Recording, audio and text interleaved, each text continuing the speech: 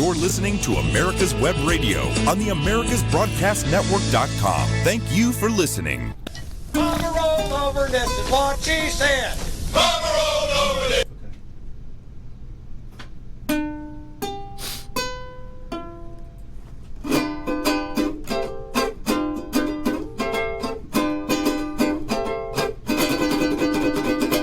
It's 1 o'clock Eastern Standard Time, and this is Let's Talk Venezuelans. Wait, wrong. Wrong. It's Eastern Daylight Savings Time. Oh, That's right. Daylight. Oh, you're I'm wondering what's going to happen with the bill that they are introducing in the House, because they want to have one permanent hour instead of we going back and forth, back and forth. Man, that makes me tired. Yes, and you have to redo all your watches, your clocks. The only positive thing is that you have to change the batteries on your smoke alarm. That's the only positive matter on the changing on the time. But the rest, I'm still sleepy. Oh my. So how you doing? How was your week? David, how was your week? Carlos, how's everybody doing? We are in campaign now. Yes, I got great news. I am the only candidate for Congressional District Number 4 in Georgia who goes straight to November the 3rd. I do not have primary. Yeah, even the The incumbent, he got Incumbent. 3 people are challenging him. okay, even in his own party, they don't like him. They don't They don't like it at all. So, you having fun, huh? Oh yes. Well, I'm not having too much fun because there is a lot of weird things happening to me, through Facebook since I announced my candidacy in this page called Reform the Car. Uh-huh. So they want to reform the car, but they want to keep on electing the same people. Okay, what did Einstein said about doing the same thing and Over and over. and expecting a different result? That it was nuts. Exactly. So Exactly. so I came into this group and then I just announced I am running for Georgia 4th Congressional District, and I'm officially qualified and running. I am very happy to announce that. Oh, David, why did I do that in that page? A lot of trolls came in, but there is one in particular that it is doing some attack, but he's very actually he got in his page that he's a troublemaker. His name is George Chitty. So George Chitty, he's the one who is leading the attack. I believe it's like a 6 or 7 of them in the group. And then I went to that group, to another group, to put another announcement. I did a video, David, me congratulating the ladies who qualify in the state of Georgia for the U.S. Congressional District as a candidates. So it's like how many, like 10, 12 of them, right? Yes, and the ladies are disputing 10 of the 14 Of the 14 districts, right? districts, yes. Yeah. And it's very diverse group. It's very diverse. It's a very diverse group. You have Madame Vivian Child. We have, And you have Michael. Mikael. You got Paulette Smith. Baseo, You got Lisa Babbage. You got me. Marjorie. You got Marjorie Green. You got Karen Handel. You got Lynn Hallmark. You got Renee Utterhan, and you have Maria Strickland. Exactly. Oh, you I made it remember. Hey, they got Angela King. Uh-huh. Angela King. So it's Yeah. only two two ladies from the group of that video that I did the congratulations. I Yes. extend my congratulations to all these ladies who qualify. It's only a qualification, ladies and gentlemen. It's only a qualification. It's not election yet. It's not a primary yet. The qualification is that you fulfill all the legal points in order to be considered a candidate. Yeah, so out of all of them, only two are going with the president in the ticket on November the 3rd. Yes. President Trump is the number one for the presidency. Yes. And then Angela King, she's going for number 5. Congressional district number 5. And me, Johsie Cruz, yay! Yay! The only Latino in Georgia who's running for U.S. position, federal position. Johsie Cruz is me. I am running for Georgia 4th Congressional District. So the three of us, President Donald J. Trump, Angela King, and Johsie Cruz, we are going. We know that we're in the November. She is in the November. I am on the November ticket because I don't have no primary. The rest has to confront a primary election on May. Yeah, in May. District number 7, they have to confront election. District number 6, district number 14, district number 11, district number 2. Everybody else have to. 14, only 4 and 5 they don't. Okay, so that's a great accomplishment, but it's only qualification, right? But now. Yes, but okay. I do remember when we went to AmpFest 19 in Miami, that you met this lady and you said in front of me, we need a king in district number 5, and she did, and she said, yes, I will run, but I need to take care of some things. And she received a presidential pardon in order to get the qualification to be as a candidate. Well, she was into there. If she didn't receive the presidential pardon, she wouldn't run. So as soon as she received the presidential pardon, she showed up, David. She showed up on Friday. At 11 o'clock in the morning. At 11:30, she showed up. The last person showing up. They were closing at 12 o'clock. And I was monitoring the process and the computer because it affects us if somebody came into the election or on her circuit, on her district, and I said to myself, okay, I've been monitoring that thing, and suddenly appears Angela. But the first one was Lisa Babbage. Lisa Babbage, okay, at around 11:15. And I said, okay, I think more. This is it. I think this is it because Mrs. King didn't say anything no, to she didn't anyone. We were waiting. I said, well, we have to wait until Friday because probably she can show up at last minute. I just say that on Tuesday because we were wondering, is she gonna run or not? But she said nothing. She said anything. I mean, she was like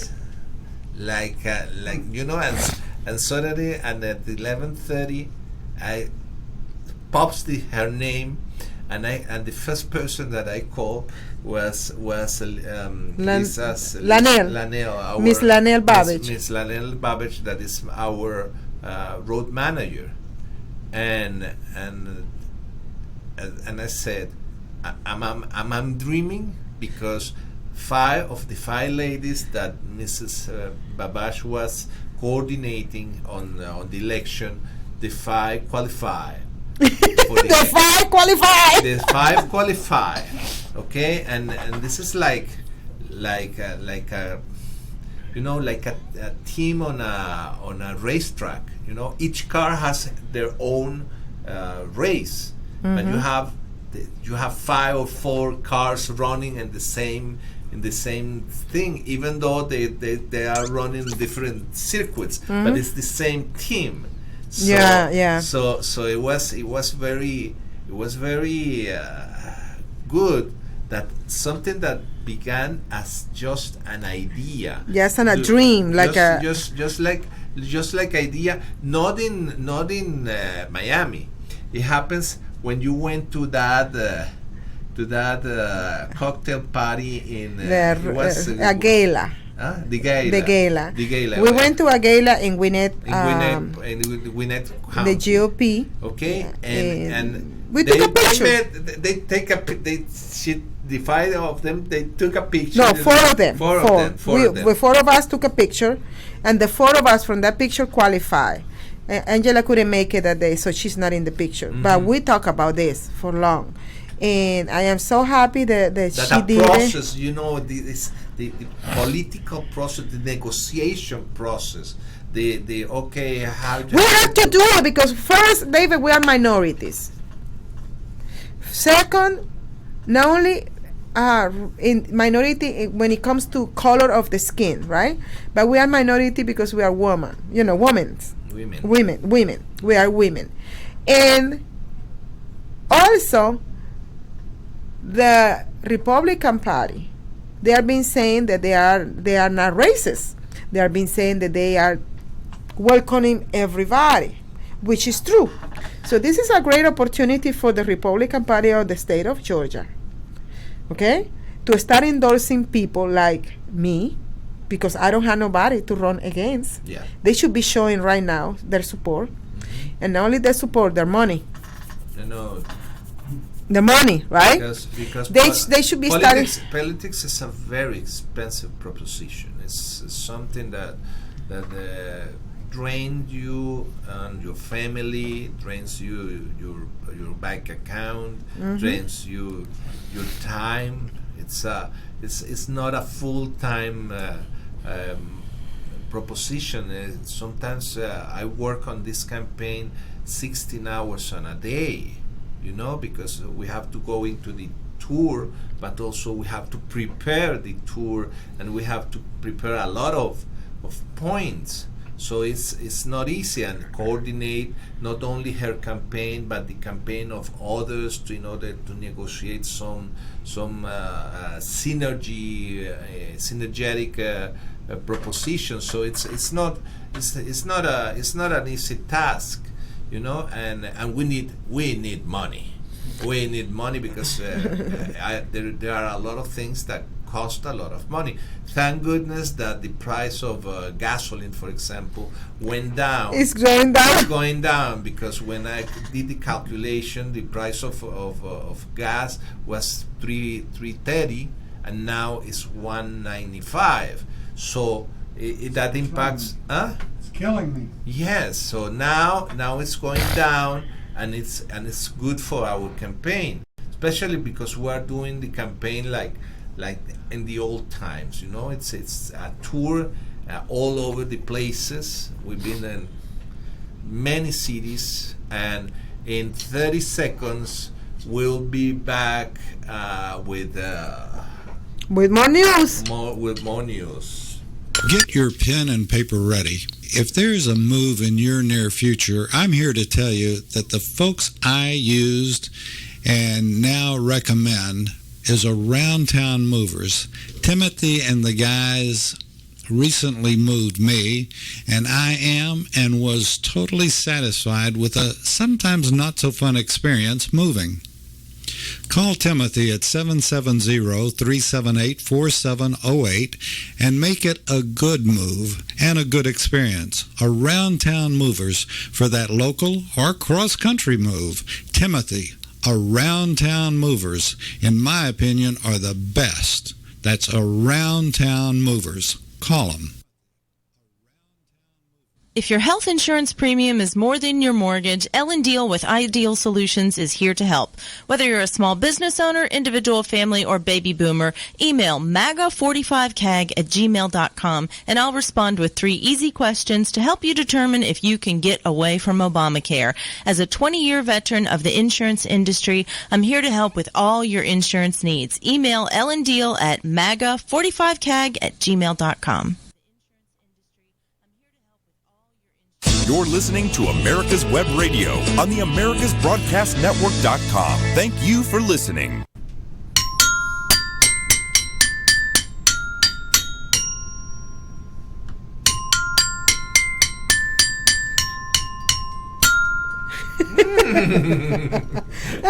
And you like it, David. You like it. All right, so. And this is not NBC. Okay, yesterday Vice President Pence was here in Georgia visiting the Latinos community. And guess what, David? I was not invited. I found out about it after everything finished. Mm-hmm. And it was by invitation. And it was by invitation. So nobody invited me. So, okay, hopefully by next time we'll be there. Mm-hmm. So that's a very sad situation because I am the only Latina in the state of Georgia running for the GOP. For the GOP as a Republican. I was not invited to come and see the Vice President meeting with the Latinos and the Hispanic community in Georgia. Figure that out.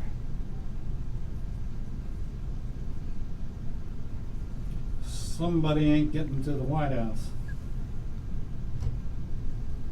Or to somebody. Mm-hmm. I don't know. It is like okay. Slap in the face. No, they didn't know that you are running. Hold on. Your name is in Balopedia. Wait a minute. What do you mean they didn't know? Everybody knows. Everybody knows in the GOP that I am officially running for Congressional District Number 4. They did not have so many people excited about my candidacy before with other candidacy. And they're gonna tell me that they didn't know, and they were in that meeting and they didn't know. That's sad. Yeah. Because that is sad because that means if they ignore me as a only Latino, I just can imagine what they're gonna do with the blacks who are running. Or the Chinese or the Asian, not Chinese, I'm sorry, or the Asians who are running for local position. Yeah. And then okay, you want the minorities coming to your meetings, the minority registering, becoming a member, paying the dues, dues of the year. You want the minority support you in your events. You want the minority come and pay your, the dinner or the meet and greet that you have to, you know what I mean, fundraising. But at the moment the minority want to say, okay, I think I can run and see what we can do together. So you want us in the picture, but you don't want us in the picture. I don't know. It gets me. It gets me. To me, it was like a slap on the face. It gets me like a mixed feeling. It gets me like okay, hold on. Something is not right here. Mm-hmm. And don't come with the excuse because when Latinos for Trump was trying to launch here in Georgia with Marco Gutierrez and the people from California and the Texas, remember? Yes. And then I was named as a chairwoman of the Latinos for Trump back in those days. And when I saw what Renee Gracie did in Texas, that she took the organization away from Marco Gutierrez, and she started collecting money on behalf of Latinos for Trump, on behalf of the last name. I told Carlos we need to disfranchise from them because if something comes down because she's using Latinos for Trump to collect money to do training without letting the Mr. Trump, Trump is a branding, it's a branding. So I don't want to get involved in that situation. So what I did is distance myself from that group Latinos for Trump, especially when Vice President began the campaign, when he Latinos for Trump coalition. So the thing is that she's just and I do because I was the communication director. We said, okay, now the brand, the trademark is managed by the people who that trademark belongs. So because Latinos for Trump at the beginning was just a grassroots movement, and now it's a trademark. Exactly. So I disfranchised myself from that because I didn't want to get for any scandalous that was going on, because I believe the lawyers, Trump organization lawyers, addressed that lady in Texas, and they say you cannot use disease and what did they say? Cease and desist. Cease and desist. That means that you have to.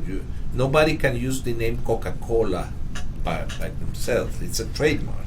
Exactly. Okay, or General Motors. So I don't want they use the excuse, no, because you denounce. I said yes, I denounce the one from California and Texas. Yes. I denounce. I don't want to be part of that because that's legal issues behind. But then now I am the official candidate as a Latino for a federal position, and they don't invite the only Latina for the GOP in Georgia to come and meet and greet the rest of the Latino, whoever was there, and the vice president. I mean, this is like I said, okay, well, hopefully for next time. Continue. Okay, we're gonna be talking a little bit about Venezuela. Okay. Venezuela now, I got some messages from Venezuela. They're having a electricity crisis. Again? What do you know about that? Okay. Well, this time it's not the iguana. This time it's not the gecko. the gecko, or it's not the no over there is no rabbit. Oh, the waka, the maca, or the perico. Yeah. Okay. This time is not their fault. No. Because this time is not the iguana fault. You remember they used to say, no, the iguana fall into the lines of electricity, and the electricity line fell, and then we need to go over there and fix it back again. No, the type of crisis that Venezuela is having today about electricity. What did you hear about it? The problem with the Venezuelan electrical network is that for the last 20 years they didn't invest a dime on the real on the electrical grid. No, they invest a lot. Okay. But they invest on let's say diesel generators to complement the Guri, that is the fourth largest dam in the world. But the problem is more than that, because when you have a grid like Venezuelan grid, it's a very complex proposition. How to manage that thing, and they didn't invest in the people who has to run that network, that grid. So that's the first point. The second point is that right now they consolidate the energy. That means the PDVSA, the petroleums, with the generation of electricity, and that's another thing. And the third thing is they get rid, because socialism, that's one of the things. They took over all the private enterprise on the electrical industry.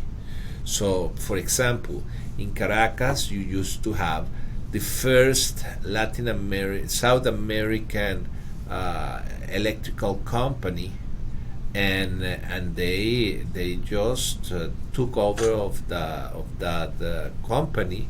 Who the government took over? yes, 20 years ago they took over the La Electricidad de Caracas, for example.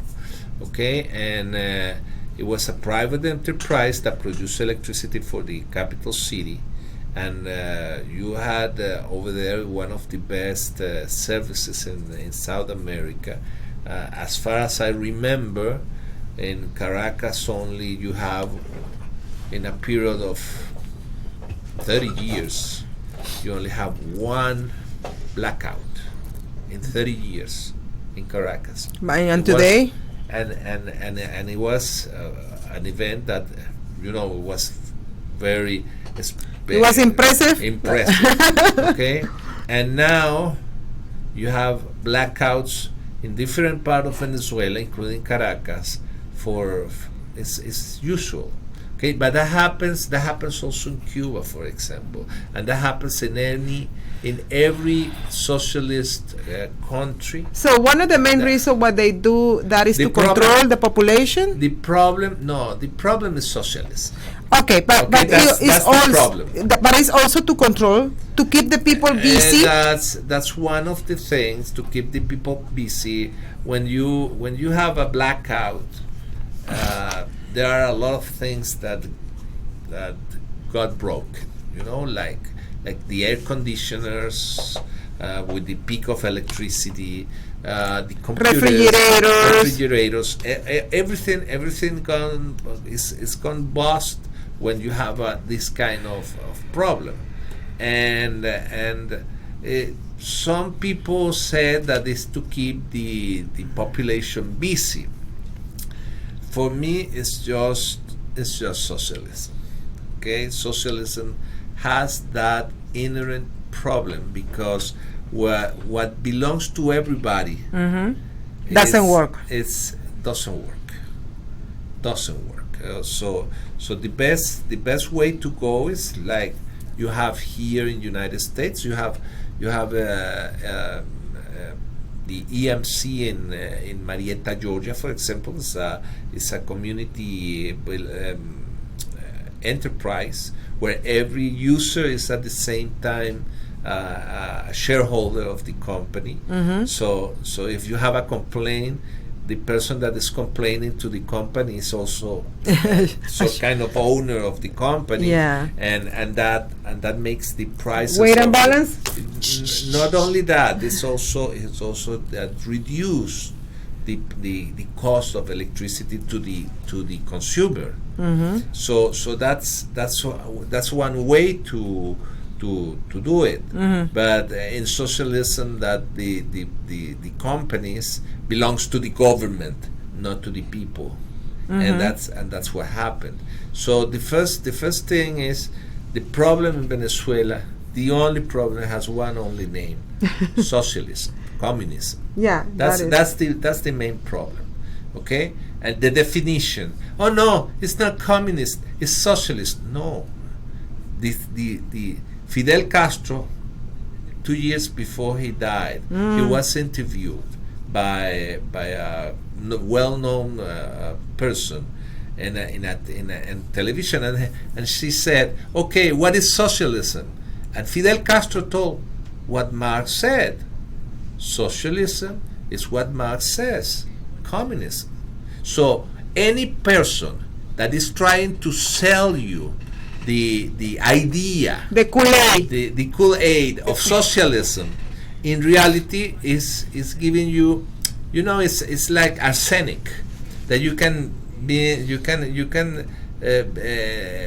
a little by little, and nothing happens until you accumulate enough arsenic to die. Okay, like it's poison you little by little until you die. Well, socialism is that. It's arsenic. Okay, it's a progressive way. That's another things. Oh no, we're progressive. Progressive for what? And after we will continue on this. Yeah, we're gonna continue talking about Venezuela, of course, and socialism. After these messages.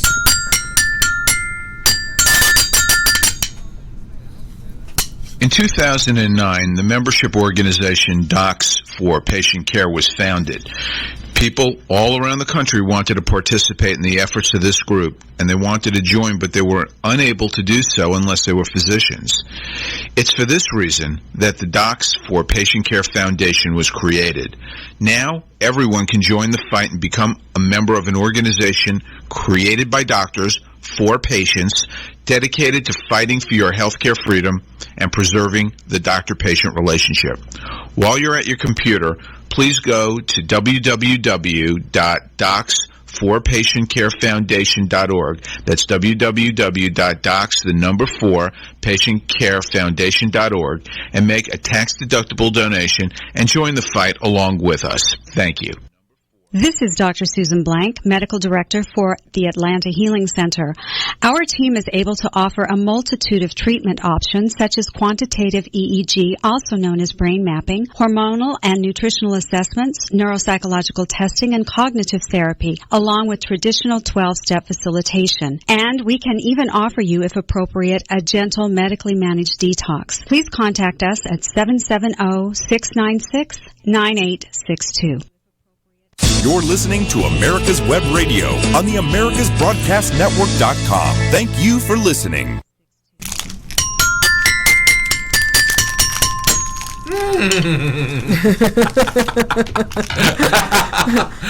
Okay, we are talking about the electrical grid in Venezuela. The news that I got this week about this problem in Venezuela is not only the neglection on the maintenance. Okay, they neglected this infrastructure.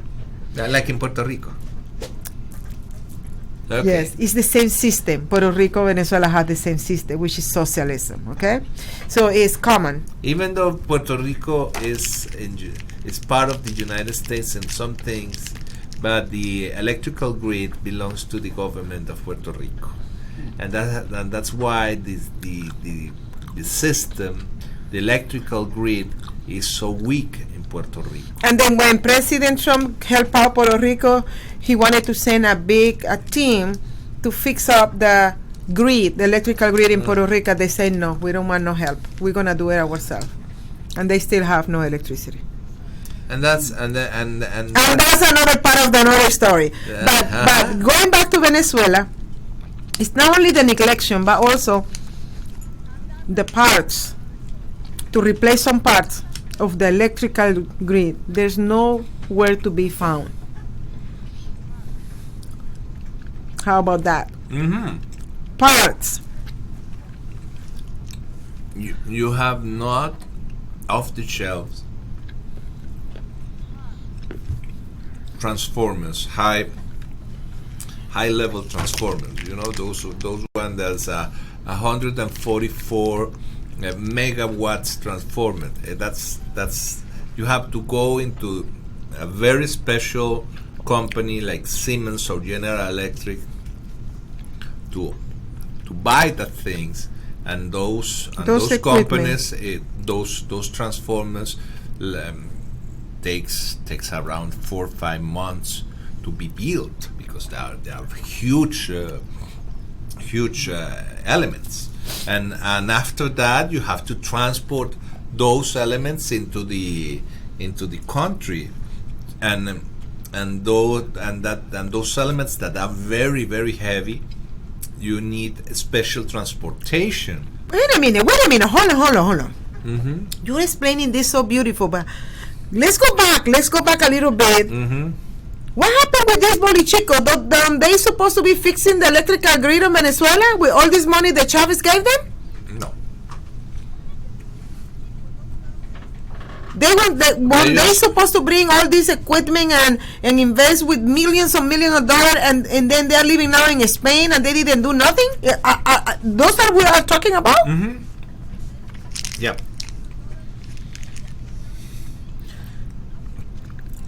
They took the money and ran. And there's nothing Venezuelan can do. No. Because of socialism. Mm-hmm. There is no audit.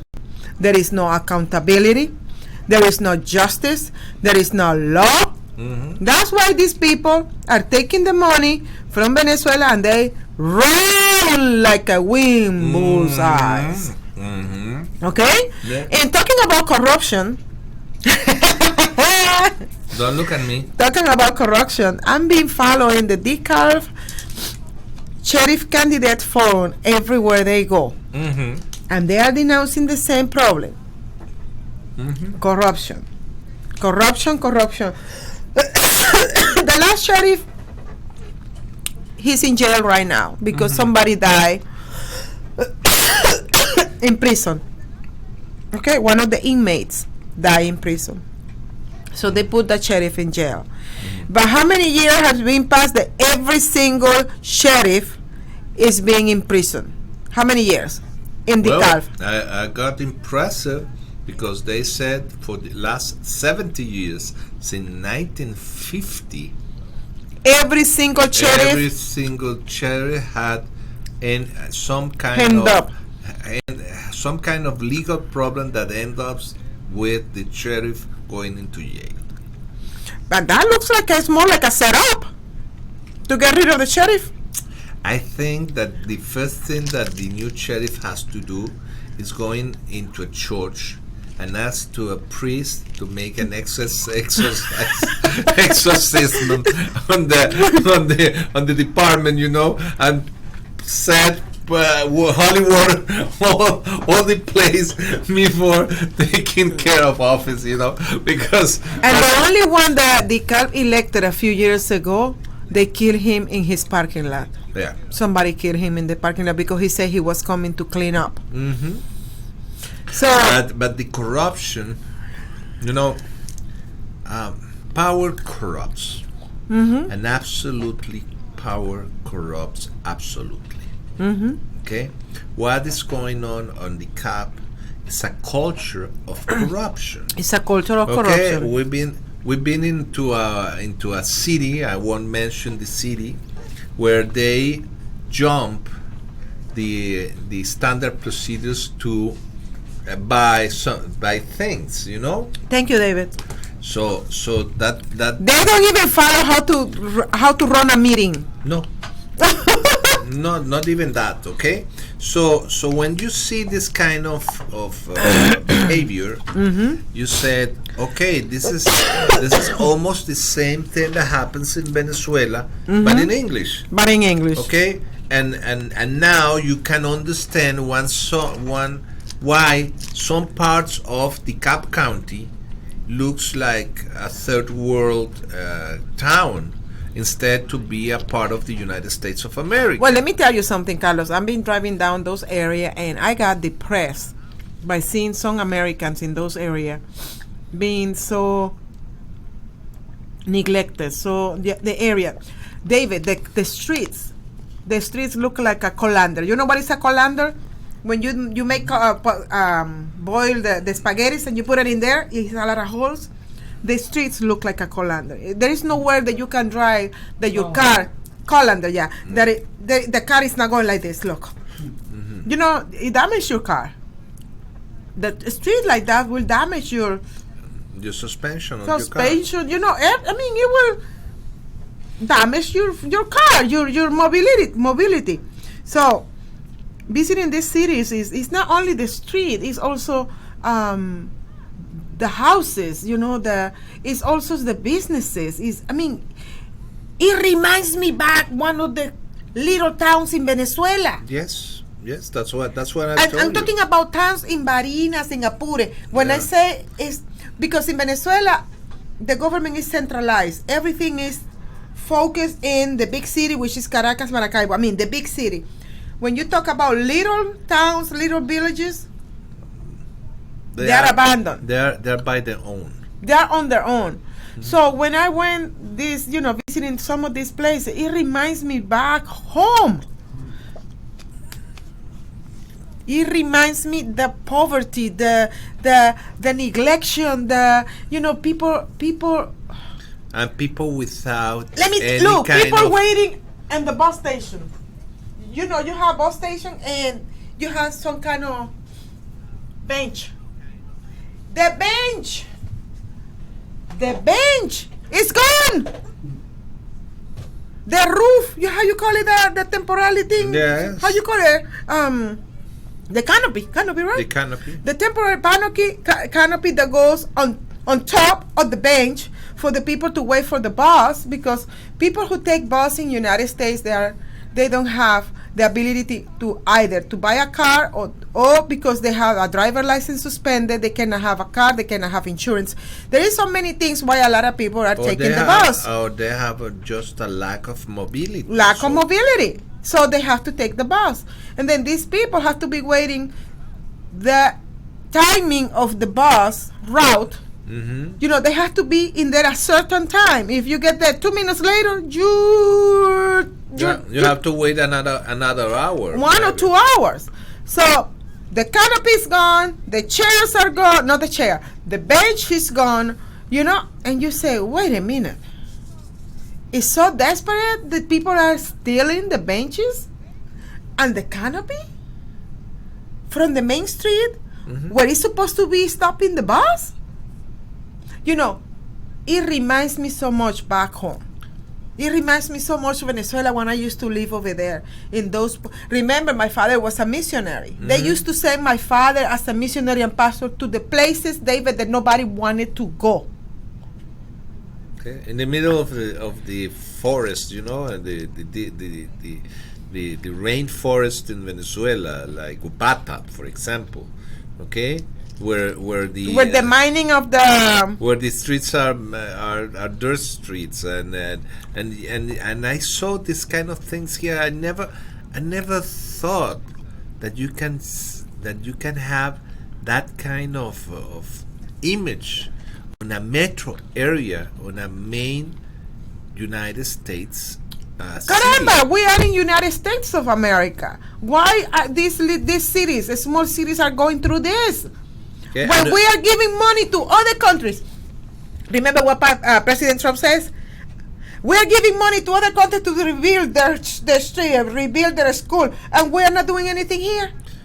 The other day I read something about the coronavirus, for example. Okay. And a lady, and I told them, because there's somebody was joking about a lady that shows how to wash their hands, and I said the problem is that you don't teach children at tender age, when they are in pre-K, how to wash their hands every time that they finish an activity.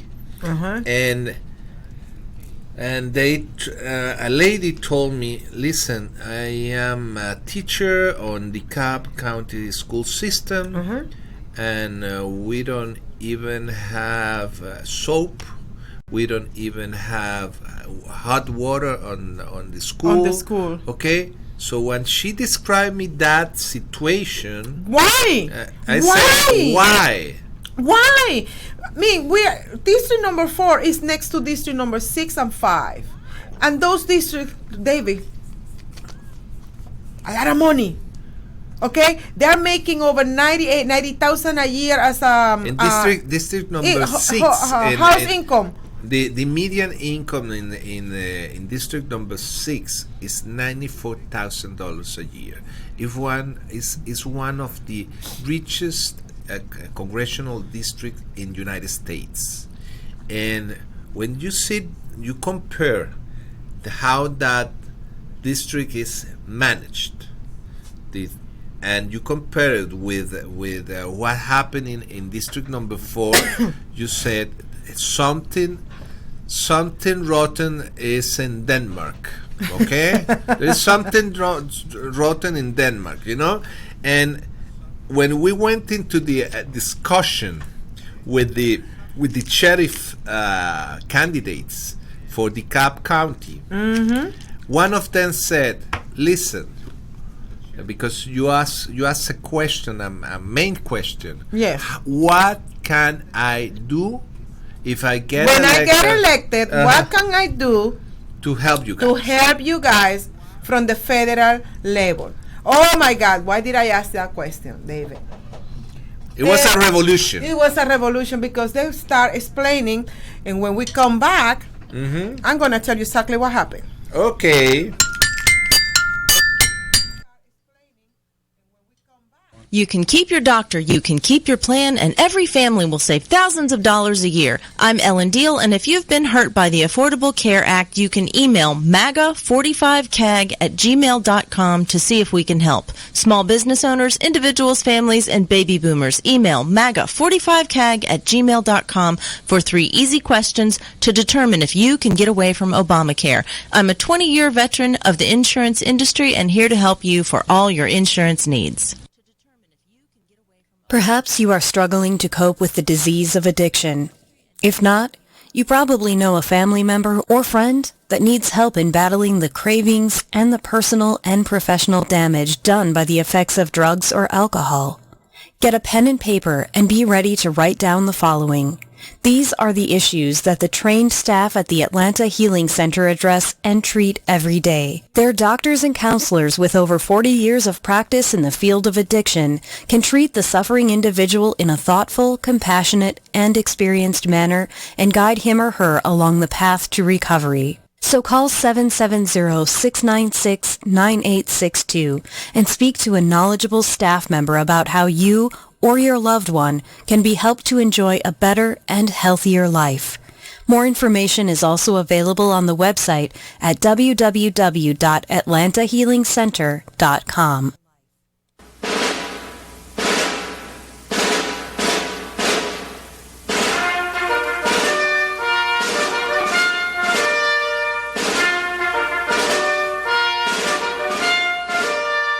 Good morning. My name is Mike Mizell. I'm a retired Army colonel and president of the Johns Creek Veterans Association. We meet in Newtown Park, and part of one of our projects is the installation of the Healing Wall, the half-scale model of the Vietnam Wall that traveled the United States. Well, it's coming to rest, and it's going to live in Johns Creek forever, the half-scale model.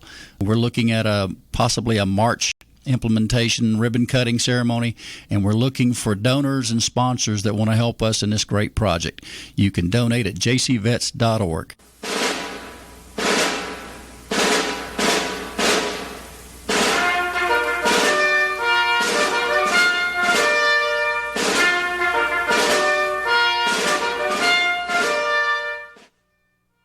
You're listening to America's Web Radio on the AmericasBroadcastNetwork.com. Thank you for listening.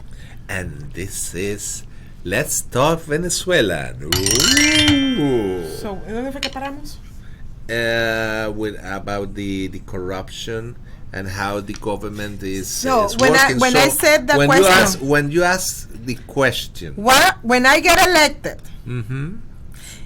and I am the House, how can I help you from the federal level mm-hmm. to start fixing up the problems that you guys have here? And what was the answer on that question? Okay. Okay. The answer was that there is a lot of help out there in the federal level that can be brought right now, but they are not doing it because if they bring the help, grants, whatever you want to call it. Mm-hmm. Because there is many help out there. Yes. If they bring that kind of help, that means they have to open up their books and they have to be audited. Mm-hmm. And they don't want to be audited. When was the last time that they had an audit, Carlos? Well, the sheriff department of the Cobb County has 6 years since the last audit. So it's been 6 years without audit. Mm-hmm. What do you think, David? 6 years without auditing a public record. Okay, and so they rather have their people suffering by not bringing the money that they need. For example, the police officers, they need vests, they need body cameras, they need equipment. We saw in one city the chief of the police department using his that was Pine Lake. That was Pine Lake. The officer using her cell phone to communicate with the police because the radio in her car was broken. It was not working. The radio for communication from one office to another. They're using cell phones. They're using the personal. Yes. Okay, And in another city, the chief of police using his truck as a patrol. That is in Covington. He's using his own truck as a transportation for the police department because there is no money for the police department to buy a transportation. To buy a patrol. You know, David, I've been visiting every city council, and I ask them the same question. If there is one common denominator, corruption, there is no equipment for the first responders. If you don't protect your first responders, if you don't equip them with the right equipment, how do you think they're going to go and protect you?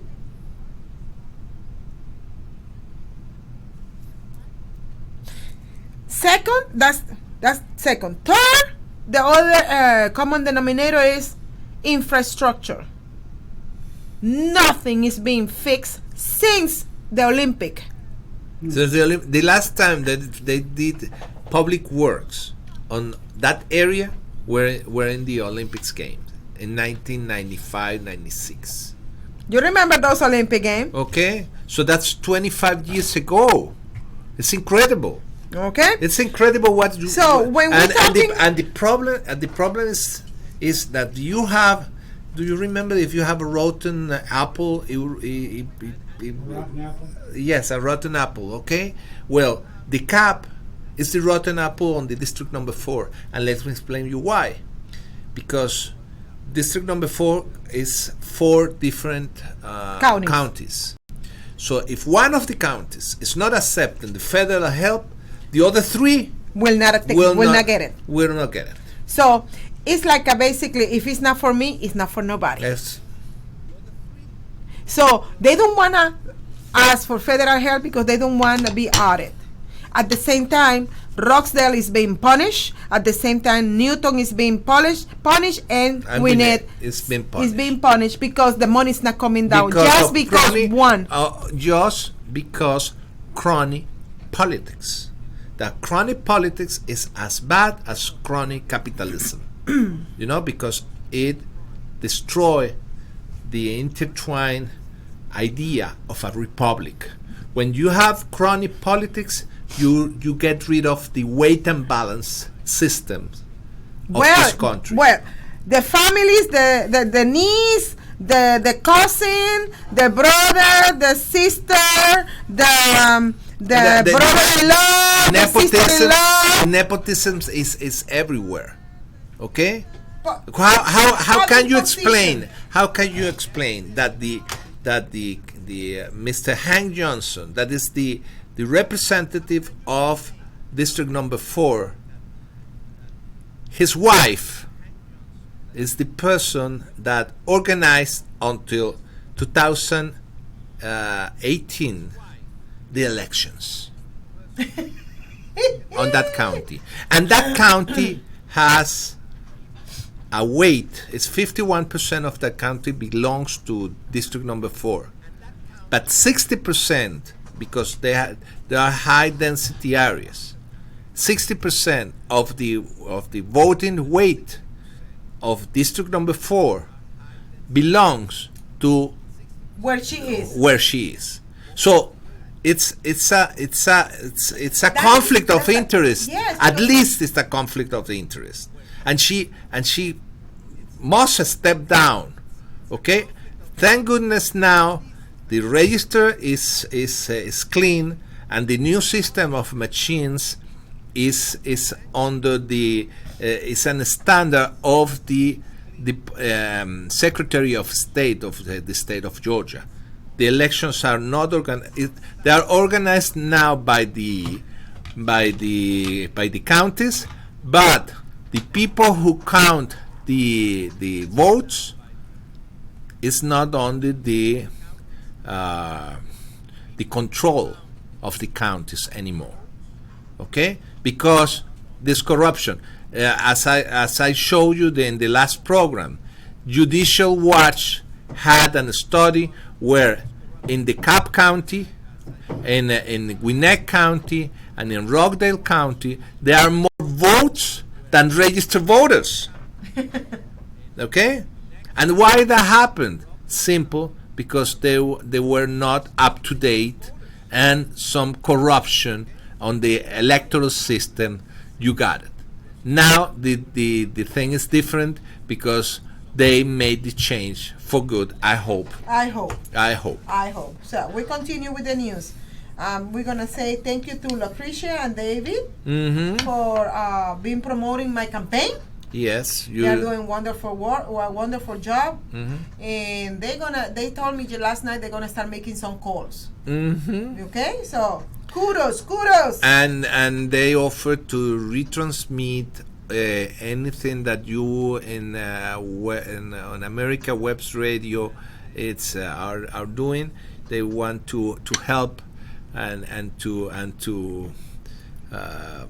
promote America's Web Radio on their network. Okay, so continue with the news. Coming back to United States, President Trump closed the borders for Europe. Yeah. And a long time he closed it for China, remember? Yes. And everybody, the Democrats were going crazy because he was closing the borders for China. Yesterday, from China. Yesterday, Delta Airlines, before the announcement of the president, they already canceled all the flights to Italy. Now they suspend all the flights to Europe. But this is something that is a consequence of the open borders that the Europeans have for a long time. And when you have a pandemic danger, such as right now happens, the problem comes from the people who came over there, okay, freely. But freedom has their limitations also. Remember when you study history, that the people who comes from Ellis Island, that comes who came from to New York, they were on the quarantine, and they didn't pass by through the island immediately. They have to wait on a quarantine, and nobody can get into the United States until all the sanitary thing happens. Well, we're back. This is back to the future. Okay, it's the same thing. Okay, now this. Yeah, but they're getting scandalous. The Democrats are getting scandalous. How are you gonna put in quarantine some people? You fool! It's for your own good. It's for your own best. Yes. Close the border. Yes, we need to close the border in the south, in the west, in the east, and in the north. Do you want to be like in Italy right now? Okay? Do you know what happened in Italy? You have the police cars telling the people stay at home because of the virus. Okay? And the prime minister. I wish they could tell me stay home for 2 weeks, Johsie. That would be a nice rest. Okay? So the thing is that thank you, President Donald J. Trump, for closing the borders. Okay, closing the border with Europe.